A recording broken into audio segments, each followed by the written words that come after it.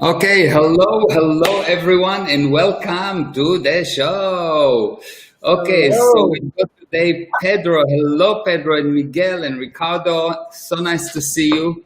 Look at this view. Oh, unbelievable! So beautiful. Miguel, we lost your camera. No, Really? we can. Yeah, we can see. We can see Oh, okay. everyone. Yeah, Okay. we can see. Perfect. Okay, good. So let's start. Let's start with a quick introduction. Why don't we start with Miguel, then Ricardo, and Pedro? Why Perfect. don't you make a quick introduction? So, hi everybody. My name is Miguel Alvarez. I am a recently graduate medical doctor from Puerto Rico. Also, I am a entrepreneur and a co-owner of an online clothing store. Wow, very nice. Well done. Busy. Fast. Yeah. Okay, Ricardo. So for me, it's a pleasure. Thank you so much for the opportunity. I'm so excited. My name is Ricardo Lopez. I'm from the beautiful island of Puerto Rico. I'm an entrepreneur and broker in the financial services industry. So I run the biggest firm and the fastest growing firm in financial services here in Puerto Rico. So Wow. very excited. More than 3,000 agents. So thank you for the opportunity, Mayor. Wow. Wow. Very amazing. Impressive. Well done. And Keep going. Mr. Pedro, my friend. Hello. So, my name is Pedro Cardona. I'm a real estate investor. I'm a dad. I'm a husband. And I'm also an entrepreneur, running several businesses and just creating every day. And a genius. That I can tell you for Yeah. sure. So thank you for joining me, and thank you for everyone that joining us online. Maybe just make sure that you're creating a watch party so people can see you or see us. So you can go to Facebook and create a watch party. We are right now on Instagram, we are on Facebook, we are on YouTube, on Twitter, and we are even in heaven. So, so Pedro, why don't you start with the questions? What are we talking about today? So, well, we're talking about creating a team, right? Mhm. Building a team. And it really goes in all areas of life, so business and personal. So I Mhm. guess the way I want to start it is how do we identify the right people to work with or have a relationship with? How do we do that? Okay, good. So I think that the most important thing about creating a team is to understand that there is no such thing as a secret pool of good people hiding somewhere waiting for you to find them and just getting joined to your team.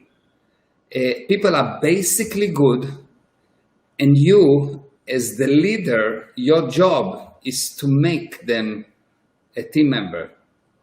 So the problem is not that they are bad or they are good. You're not looking for good people or bad people. You're looking for people that you can turn into a team members. And what does it mean, a team member? Someone that can actually align his actions and bring results that contributing to the group. That's all. And a leader is someone that can get people to get orders executed or that can get people to bring results. So the issue of team members or good team members is the issue of a leader that can get people and get them aligned onto one purpose and train them properly so they can actually help the group excel. Does it make sense? Yeah. So I think that the false data around teams is that you are either a good team member or a bad team member, and you need to hire special people. You don't need to hire special people. You need to be a good leader. Yeah, it's funny because I see what Ricardo is building here in Puerto Rico, and I can see exactly that. He gets Yeah. the results from his people, and that's why he's a good leader in his industry and in his business. So that's awesome. Exactly. Yeah. So the key is the leader. The leader, the quality of the group actually says everything about the leader. And of course, there are many tools to create the group. But the key to understand, it's not that you hired a good person or a bad person. Is, can you take anyone and turn him into a contributing member of the group? That's the question. And the people that are staying small and don't expand blame the employees or the team members, and people that expand and succeed don't blame the employees or the team members, but create good team members. That's the whole secret. That's awesome. That's awesome. Good. Next question. So true. Yes. Ricardo, why don't we shoot the next question? I'm excited because this gives us the opportunity to as well build us as persons, but what would be the best quality that you can have as a leader, because you attract what you are, obviously, but if you want to go to another level, like exponential growth, right? Because there's linear growth and there's exponential growth. For me to go to an exponential growth, how can I attract people that can take me to that level, or is only about me as my personal growth? Yeah. So to grow, you need the ability to see the good in people. You really need the ability to see the good in people, despite all invitations to see flaws. You need to really understand that you correct people by finding what's right about them, and you correct machine by finding what's wrong about them. So you can fix the body by finding what's wrong with the machine that's called the body. But this thing that's called the person, you correct by finding what's right about them. Now, how do you manage to see good in people and so cause them actually by that to do only good things? You need clean hands. What do I mean clean hands? It is quite fascinating that people are good. And if this is me and you, when I do something bad because I want to be right and I want to be good, what I will do, I will start to find bad things about you. I will just see bad things about you, and by that I make myself good. And then, because I'm still doing something bad, I will find more bad things about you. And I will not be able to find good, so I will not be able to improve myself. So the people around me will not be able to improve because I will see only bad about them to make me right. So the only, yes, it's quite amazing. Only way for you to improve is to learn how to clean your hand. Now, you don't do that by washing your hand or using this sanitizer or something like that. That does not work. Not for the coronavirus and not for people. It doesn't work. What you do is an actual specific method that you can learn how to remove from yourself the urge to make other people wrong. Before you can do that, before you can delete the urge to make people wrong, you will see that even if you will temporarily succeed, you will succeed and fall down, succeed and fall down, succeed and fall down, and you will never go past a kind of a glass ceiling. And that glass ceiling is actually how dirty your hands are, because the glass ceiling is really what limits you, and what limits you is you don't see there's something above it, because that glass ceiling is what you're doing that you consider is not okay. Quite amazing. Wow, that was very powerful. So that means that if I find the person, their best version of them, and I see something that they don't see about themselves, but I help them be the person, the best version of them, that means that me as a leader, I will go to another level because I'm just helping them as the same way. Yeah. Because success is the sum of all validated improvements. And you can improve 100 times per day. But if you count all the improvements of everyone around you, every person can multiply your improvement and multiply the improvement and multiply the improvement. And the only way to do that is to see what's good and totally ignore what's bad. That's just beautiful. My goodness, like I got teary eyes. I don't know why. It's like crazy. It's beautiful. Yes, it's amazing. Yeah, Wow. it is. Nice. Yeah, Nice. yeah, it's really amazing. Thank you, Miguel. Shoot. Yeah, well, so my question is, how can I feel better and show more confidence, especially in business situations, even if I have for example, a language barrier? Okay. Okay. So if you want to get confidence, the only time that you don't get confidence is when you skip, when you try to take too big of a steps.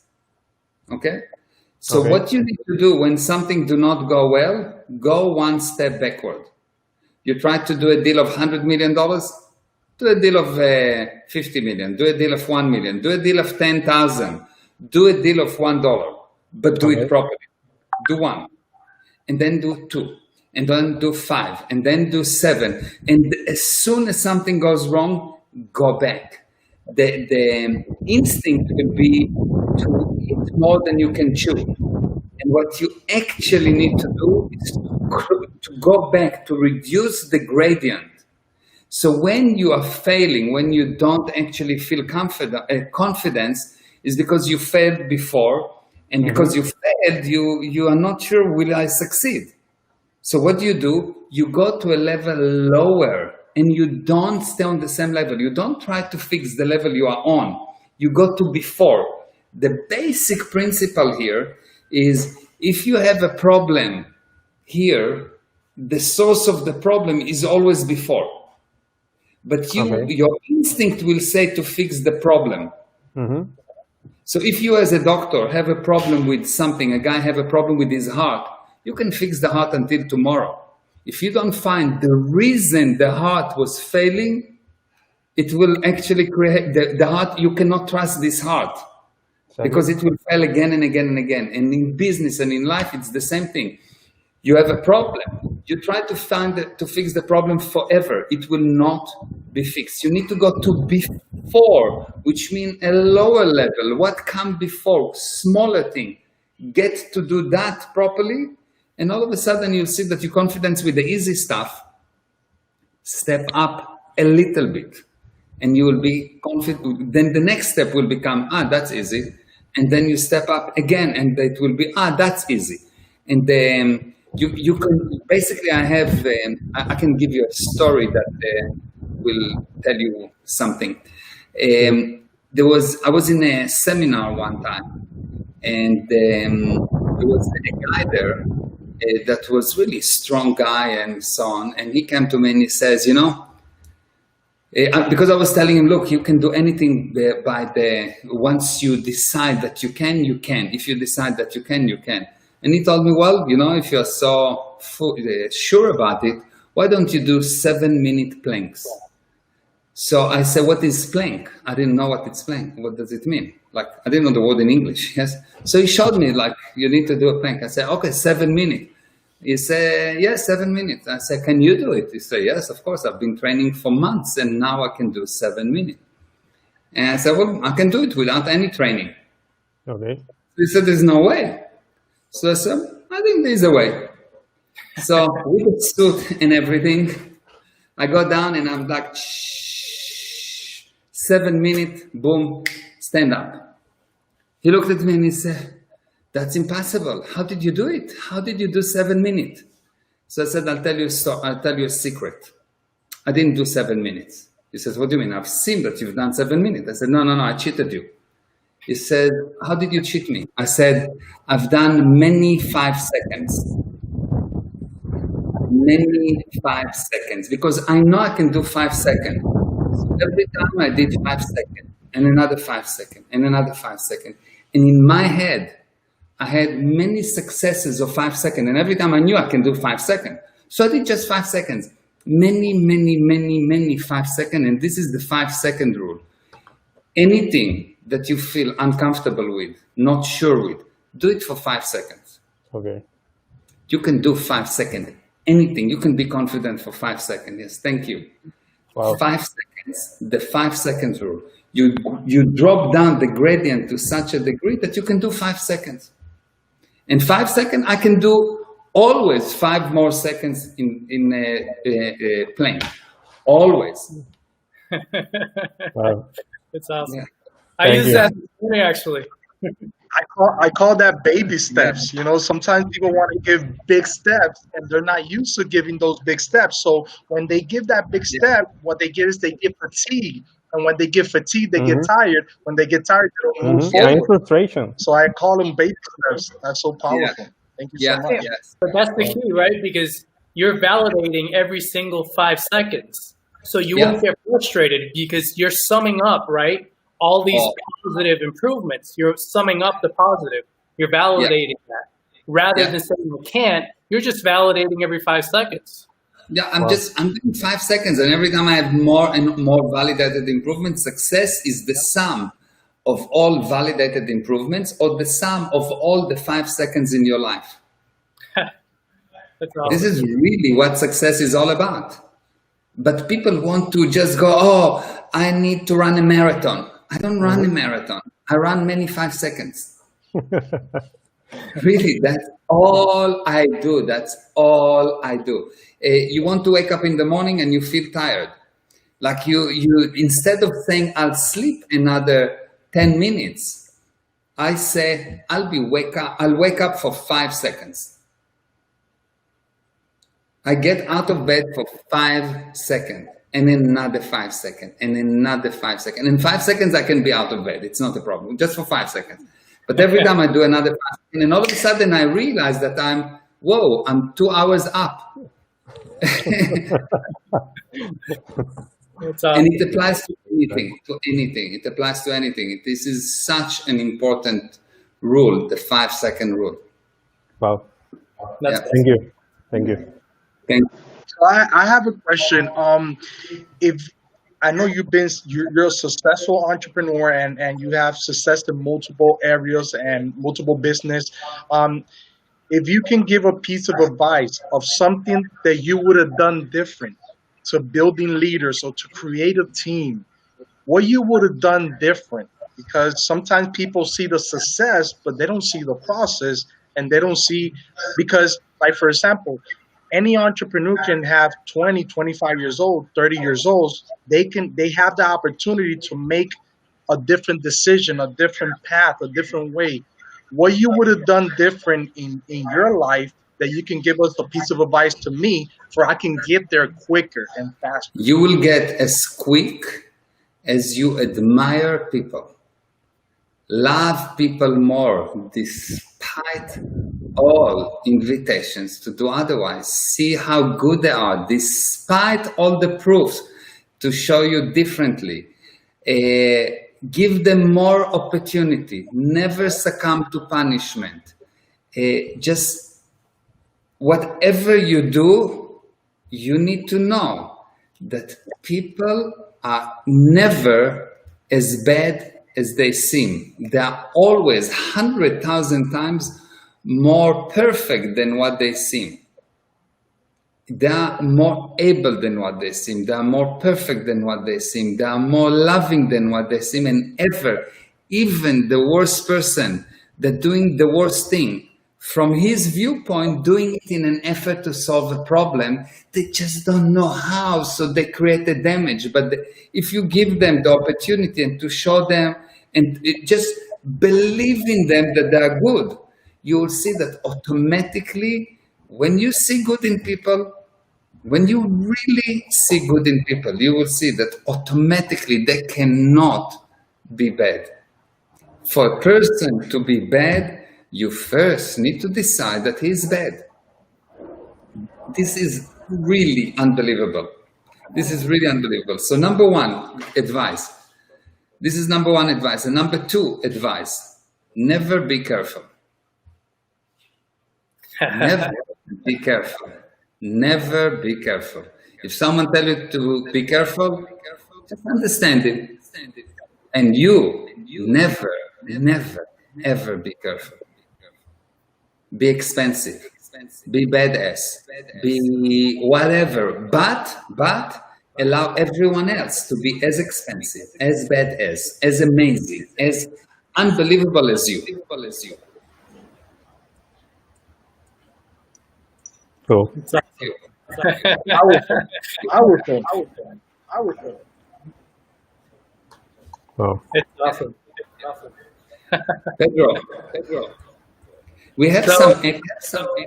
Yeah, I think there's someone that has two screens going. Let's see. Can you mute? Can you mute? Can you mute it? Can you mute it?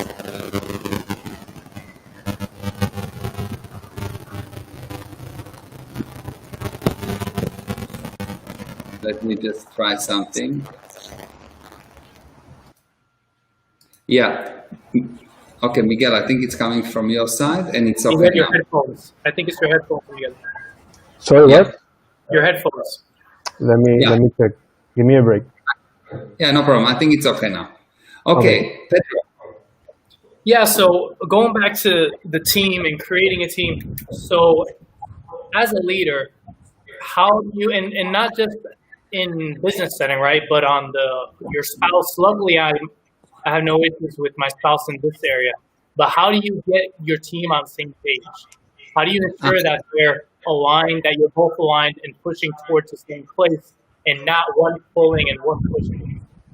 Okay, good. So when a person within the team start to fight internally, it is when the team is becoming insane.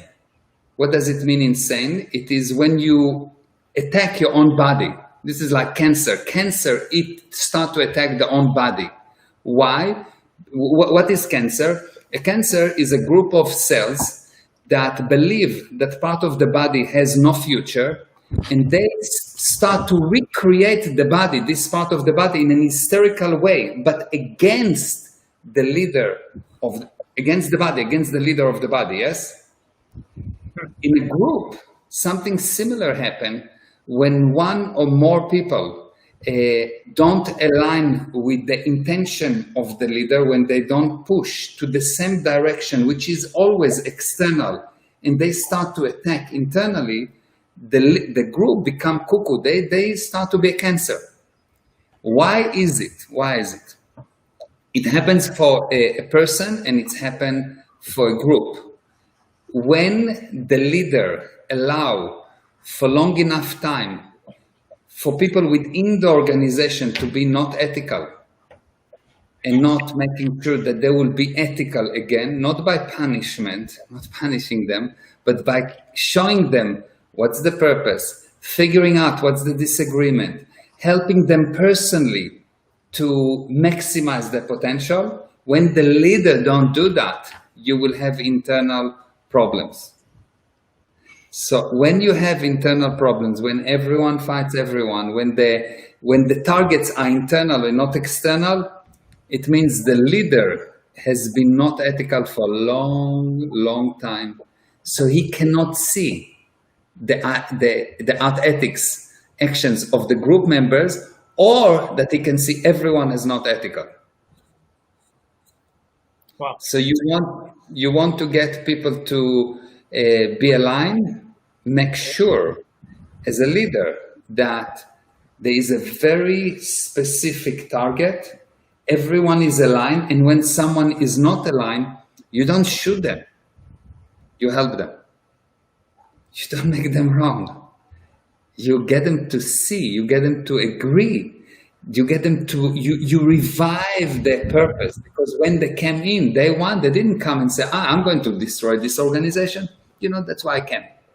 They come and they ask to work with you. Your wife joined you, she didn't see you in the first time she met you and she said, well, this guy is a good target, I'm going to kill him. No, that was not the purpose. She come and she said, he's a hot guy, and seems smart, and I think I love him, and I'm going to go out with him.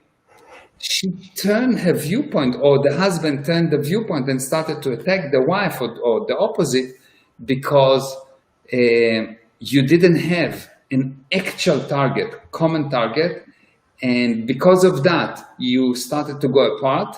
And because you started to go apart, instead of actually fixing the real problem, which is, hey, where are we going? You started to blame each other. Yep. You're starting to find fault. Don't do that. Mm-hmm. Take the target, make the target bigger, make the the target so desirable, get another person to contribute, and you would see the magic that no problem, never a problem. Yeah, Very amazing. seldom you need force. Very, very seldom you need force to fix people. And if you do, it is because you, the leader, been so not ethical for a long, long, long time. If a group finds itself that it needs to put too much force on the individuals, the group have been not ethical. The leader of the group has been not ethical for a long, long time. Well, Yeah. So how do you do that from the beginning, though? How do you make sure that when you're hiring someone, or when you're looking for someone to marry or a girlfriend or whatever, how do you do that from the beginning? So first of all, let's look at how we're hiring someone. The problem with hiring someone is you hire someone and you don't train him. You don't train him to such a degree that you know and he knows that he can produce a result. You take him and you assume that he knows the way that you want him. Right. Now, because you didn't train him properly, he has to commit sins against you, because now you're paying him for something that he's not producing. Not because he doesn't want. You didn't teach him. It's your job as the leader to get him productive. It's not his job to be productive. It's your job as a leader to get him productive. Once you prove to him, you, the leader, prove to him that he can produce, now it's his job to produce. The leader needs to prove to the employee, first of all, that he can produce. Then he can expect from him to produce. Okay, and that's very obvious for in a setup of a company, but in a setup of a relationship. Let's say I'm married. I meet a lady. I need to make sure that she realizes that she can maximize her results. My job as a husband or as a boyfriend is to make sure that my wife can actually maximize her result. Before I prove it to her that she can maximize the result, I didn't do my job as a husband. And so I cannot expect her to be good to me or to actually help me, because I am, as a leader, and each one in a relationship, both sides are the leader.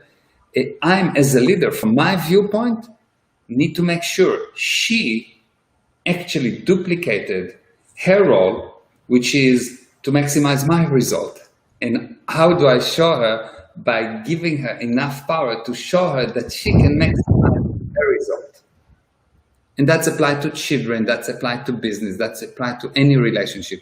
If you actually realize that your job as a leader is to get the person producing and only then expect from him production, everything is fine, and otherwise you will just blame them.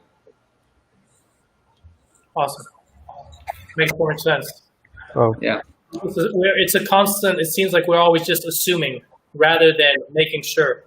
Yeah, you need to see it. You need to actually see the result in real life. You need to see that the person that you hired can produce the result. And if he cannot produce the result, it's not because he's stupid or not because he's bad. It's because you did not train him. You are not a leader yet. A leader can get a person to bring results, to bring the expected results in volume. It's amazing. Yes, it Not is. your responsibility. And that's what it takes to be a leader. Yeah, exactly.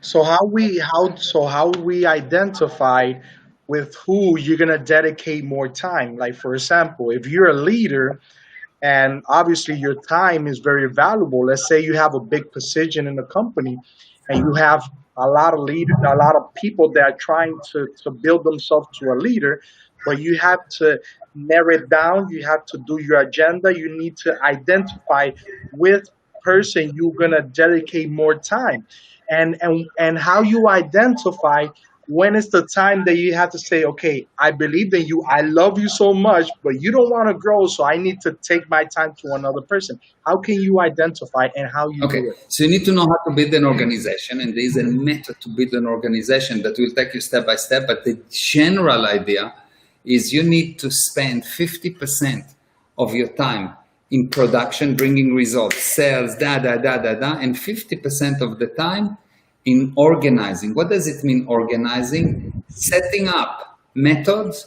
that anyone can duplicate what they need to do, even a shoes. So like you take a shoes and you put it in the classroom, and you let them read the material and study what you wrote or what you say, and the shoes need to be able to do it. If the shoes cannot do it, you did not train them yet. It's to practically create a system that is the duplicatable system that runs the system without you. That can teach. You need to learn how to teach. Now, there is a method to teach anyone. I can take any company, I can take any person, and I can teach them in such a way, or build the system. Not that I'm talking, it's not that I'm so good. I can build a system that can take any person to learn anything for 100%, not only repeating, not being a parrot, but actually understanding the material, being able to apply it, and being able to apply it creatively. And with this kind of system, once I have a person that I trained him in this kind of system, the company grows, because you will see that your income is proportional to how much control you can exert over the environment. So if I can control my prospect, I will have more income than if the prospect doing whatever he wants. In order to exert its control, I need to train the person. So you can see that the learning, the training is equal income. Your income will not grow above the sum of all the training of your people. So if you actually learn how to train them to such a degree that they duplicate these three things, what they've studied, how to use it, and how to use it creatively, you will see that you will get, you will not be, even if you are not Jewish, you will be a millionaire, billionaire.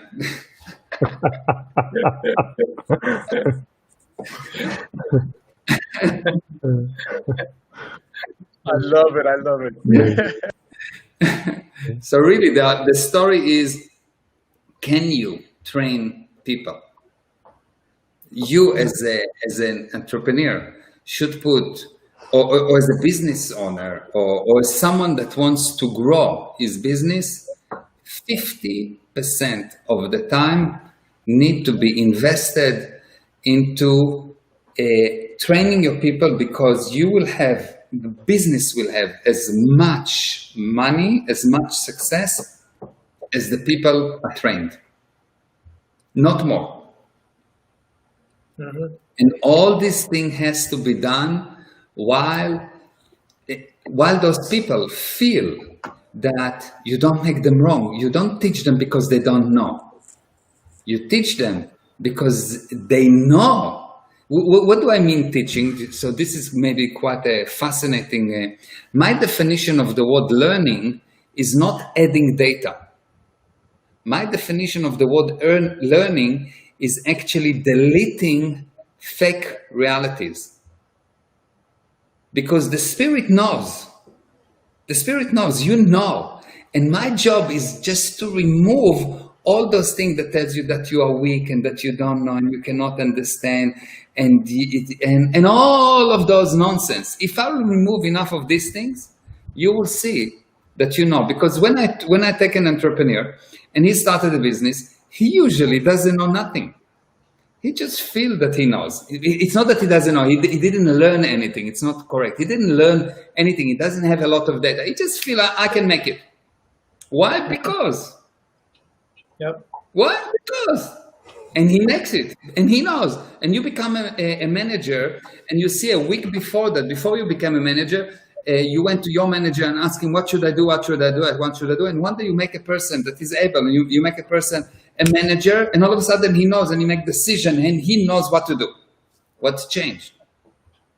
We remove the fake reality that he doesn't know. So you know. Oh. Actually, knowledge, you can say, I know that it sounds a bit extreme, but the truth is that the only limitation that you have is knowledge. Because when you learn something, when you learn a piece of knowledge, it limits you. If I take the piece of knowledge that the earth is flat, it limits me. If I take the piece of knowledge that the atom is built in such a way, it limits me because I will not see the whole thing. So you can say that there is a whole circle, and there's one piece, one viewpoint that is your knowledge, and all the rest, 359 degrees, is what you can know. So if you go for the 1 degree, fine, you will have knowledge. But believe me, those people that succeed, those people that break the mold, those people that actually succeeding, not just making money, not just surviving, but actually succeeding, are those people that said, the hell with the knowledge, let's find America. Yes, let's discover America, Columbus. Electricity, let's discover electricity. Let's discover something new. The hell with knowledge. Yep. I know it's different, but it's actually true. So so it is powerful because sometimes we forget that we're good, and in a certain moment in our life, we have been good. Like for example, we pass a test in the school or sport or music, and so what you're trying to say, if I understand, is that us as leaders, to build leaders, it's not so much about the knowledge, it's more about reminding them that they are good, and that way they can take that away and they can be like, wow, I'm really good. I remember that I was good, because there's so many distractions all around in our life just to make us feel that we're not good. Look, anything that you do, if you dance, okay, you learn how to dance. So you learn how to dance, you learn how to dance, you learn how to dance. What you do when you learn how to dance is not what to do not right, because the principle is nothing. It's 1, 2, 3, 4, 1, 2, 3, 4, 1, 2, 3, 4. And all the rest is you learn how to remove all the fake reality. And one day you decide, I know, now you start to shine. Now you're dancing. Before that, you did not dance. You made moves, but you did not dance. You learn how to play guitar. You learn, oh, this is the chord, da, da, da, da, and you're really slow and you sound terrible, yes? Until one day you say, I know. And at that moment, you're like, whoa, anything is possible. Well, but dance is not a problem for us. Yeah, I know. That's why I give this example. American salsa. We love salsa and bachata. Right there. Yes, I love dancing. I love bachata, salsa, mambo. Yes. Yeah. Good. Next question. So, yeah, I have a question. So, how can I deal with indecisions, especially with analysis paralysis? Yeah. Okay. So let's look at the question of an indecision. Okay. What is an indecision and what is a doubt? First of all, let's define the word doubt. So doubt and indecision is actually two opposing certainties. You are certain that this is good or may be bad, and you are certain that this may be bad, and you have these two forces. Yes, you are certain that both sides will be, whatever you'll do, you will lose, basically. You have two opposing certainties. This is doubt. In order to overcome it, you really need to understand, and later on I'll explain how, that the only way to succeed in life is to be willing to win and lose with the same level of enthusiasm. Nothing is important. The maximum that will happen, you will die. And I don't know if you know, there are many women that give babies for free, for the spirits. You know what I mean? So when a woman gets pregnant, she doesn't charge the spirit for taking the baby, yes? No spirit has been charged for taking a baby. So the truth is that your body is not as important as you. And when you are worried, when you are careful, when you don't want to be hurt, when you don't want to make the wrong decision, you're already dead. because you are stopped. Mm-hmm. Because indecision is force, counter force, force, counter force. You are stopped. Mm-hmm. You have to be willing to win and lose with the same level of enthusiasm, and at that moment you will stop pushing, and when you will stop pushing, you'll discover that on the other hand there's nothing to push. Why? Because life, you can say that life is motion. You're a doctor, and I don't know if you noticed that when someone dies, he stops moving. Did you notice that? They don't move much when they die. Yeah. So when you stop, when you have an indecision, you're stopped, you're dead. It's the same thing. It's exactly the same thing. Yes, you've got, the breathing is going, but you're actually dead because you're not moving. Mm-hmm. And when you don't move, why am I living? You have to be able to say, I don't care if I die. I don't want to die. I'm not promoting that it's a good idea to die, yes? But I'm saying I don't care if I die, because it's better for me to live and actually live than to have this camouflage of living by being afraid. You are not living while you are afraid. The only time when you live is when you charge forward despite the danger. The only time that you've been really, really happy is when there was a barrier and you climbed the mountain and you managed. The only time it was interesting is when the lady says no and you manage to close her on yes. But if she just say yes, oh well, she's not so interesting. Mm-hmm.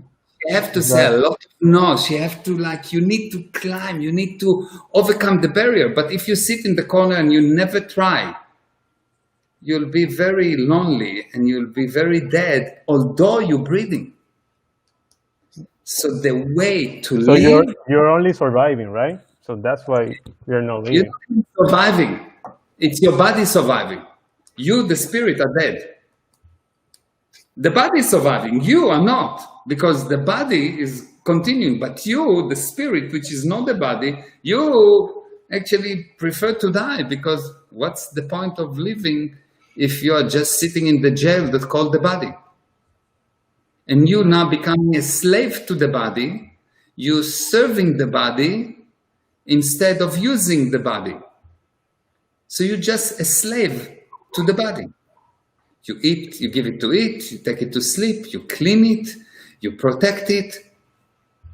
It is like a slave to the body. Now, when I look at the body, I say, body, stand. The boss is here, and the body stand. And I say, body, go, and the body is going. And then I said, the body, we're going to do plank. And he says, are you crazy? I said, no, I'm not crazy. I'm your boss. Down, baby. Make the body your bitch. Make the body your bitch, exactly. Yes.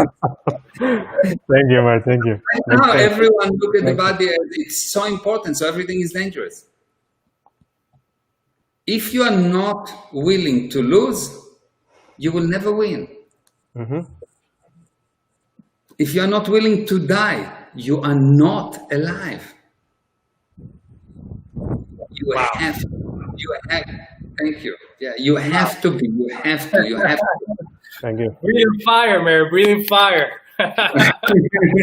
Yes, you need to breathe fire and eat it for breakfast.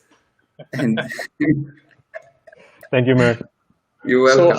So how do we love when you're not a loving person? Everybody's a loving person, but when your passion is not to love, how can you love so much? Because it's just, and I think that, I love to love and I love to help, but not everybody likes that. Not everybody has that passion because of everything that they have passion in their life.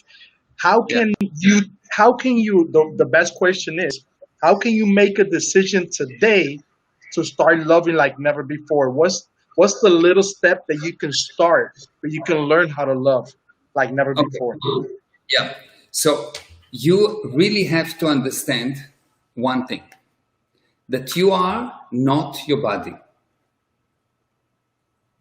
You really have to understand that you are not your body.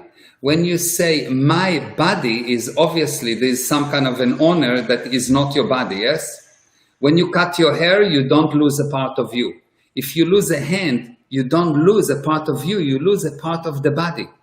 You are not your body. The moment that you will know that you are not your body, you will stop being you release yourself out of the jail. Because right now, most people, because they think that they are their body, they're actually in a jail. They're actually in a jail, and they close the door from the inside. Not only that they're also in a jail, they put it in a home that they lock the door from the inside, so the jail will not run away. Yes. It is really, you have to understand that you are not your body. You need to know that. That's probably the first step that happened. When someone starts to study with me, they learn, first of all, what does it mean you? What is a spirit? Because if I'll ask every person that never studied with me, what is a spirit? They will not be able to define it. Because you've never seen a spirit. You've never seen a mind. You've seen a body. But if you don't know what is a spirit, but you know that you are not your body, because it's my spirit. If you have a child, you don't love his body, you love him. Whatever happened to his body, you still love him. If he loses a hand, God forbid, or two hands, or if he loses his mouth and he's shut up for a while, it's also good sometimes. So you still love him. Yes. You love him because you don't love his body. You need to understand this thing that you love. If you love the body of your wife, you will love her for a short time because her body is changing. If she likes your body, she likes you for a very short time because your body is changing. Mm-hmm. But you see that people that really love regardless of how the body look, regardless of what's the condition of the body, and actually real love. You don't check real love when everything is okay. You check real love when the body starts to fall apart. You check real love when someone is really sick or when he has a big problem. You check, do you really have love? And why you do this thing for these people that obviously going to die? Why you still do it for them? Because they are expired. Okay, they're going to die for sure. Why are you still doing it? Not for the body. You do it for that thing, the spirit. And you need to know what is this spirit. You need to have such a good reality about the spirit, what it is, more than you have about your body, more than you have about your hand. And before that happens, you cannot actually be free. You cannot actually be happy. You can make your body happy, but that sensation, that's not happiness.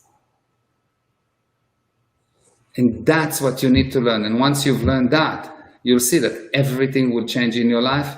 And one thing for sure, you become brave, and only brave men can be ethical. Coward people are never ethical. Only brave men can be ethical. You cannot trust cowards. You can trust only the brave. You can trust only the guy only the badass, not the tame, no one that do everything because they're afraid. So that's the answer. The answer is you need to know who you really are, and you are not your body. And as spiritual beings, that's all we can really do is that love, is that affinity, is that creation. That's who we truly are. It's our native state. Yeah, because love, the definition of the word love, is the urge to be together for no reason at all. Can you repeat that? Love is the urge to be together for no reason at all. If it is for reason, this is a business deal. Mm-hmm. Yes? But I love my children before they're born. I love them when they are nice, when they are not nice, when they have diapers, not have diapers. if they are good or bad, whatever. I love them. I love them for no reason at all. And because I love them for no reason at all, I don't try to cage them. Because I trust them enough to do whatever they want. But if I take the usual love in society, usually love in society means ownership. If I love you, I own you. My wife, I own you.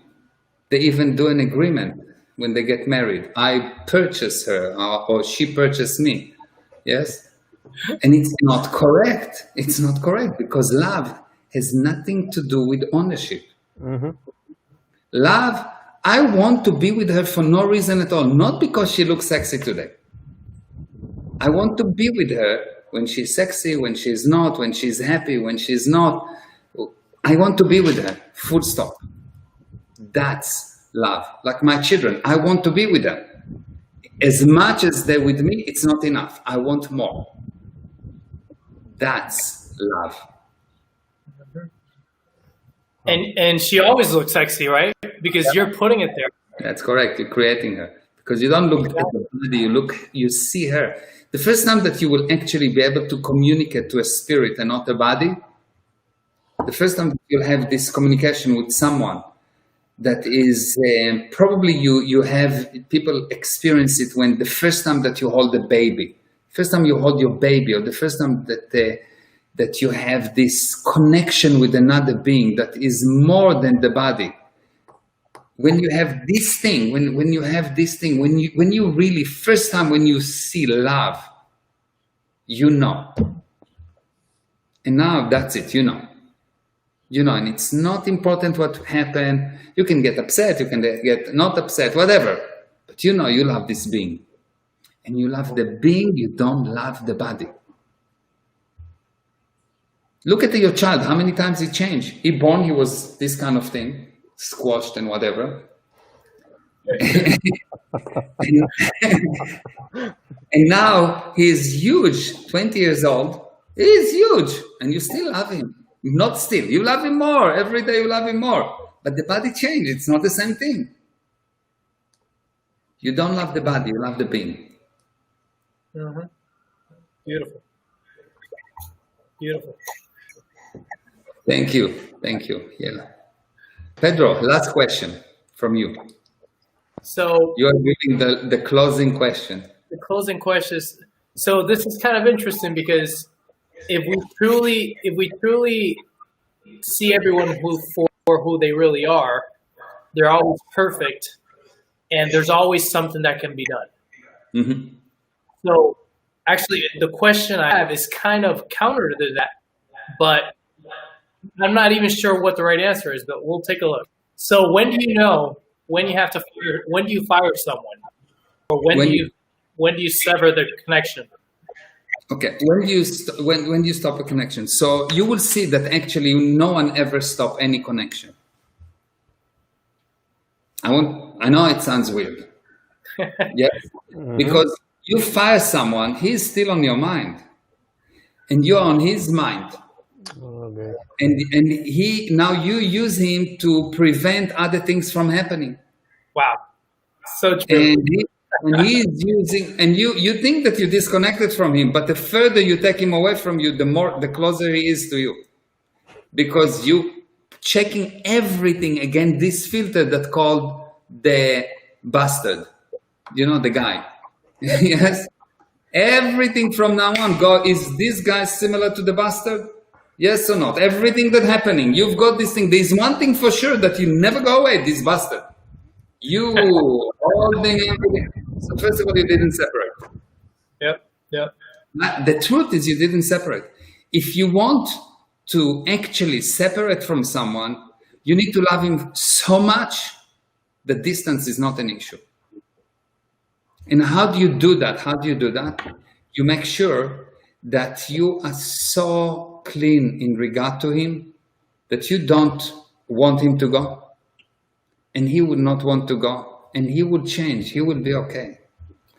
What I'm telling you is not something that a normal person, or an abnormal person, I would say, a normal person will actually do easily, because there's so much fake reality. Fake reality is a piece of information you're 100% sure is right, but when you use it, it doesn't bring the expected result. There's so much fake reality about relationships that everyone has problem with the relationship with the body, with other people, with their families, with money, with anything, with anything. Even people got to such bad relationship, they even have bad relationship with viruses now. So it's like, really, they cannot keep relationship even with a virus. There's almost no life in there. They have bad relationship with viruses. So relationships are so bad that what I say is a very high gradient. But if you start to go towards it, and if you start to learn how to apply it, you will see that not very far into the future, you'll see that you can create around you a different kind of life. A life where you know that you are perfect, and anything that is not perfect is not you, but only as long as you're willing to allow everyone else to be at least as perfect as you. Okay. Okay. Let me just say Perfect ending. yes. Let me just say thank you for everyone that joined us. There are many people that join us.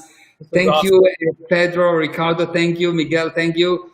Thank you very much for listening. And if you want to learn more about what I'm doing, if you want to learn more about this data that I'm teaching, go to meirezra.com. There are free webinars there. There are free seminars. There are very low-cost seminars or webinars that you can join. And you will see. You watch them, and you will change your life. What you got today is just a tiny taste. Yes. Tiny. Yes. But amazing. Thank you. Yes. Thank you very much. And I'll see you next time, next Wednesday, 10 o'clock. Bye-bye. Thank you. Bye-bye. Bye. Bye. Peace.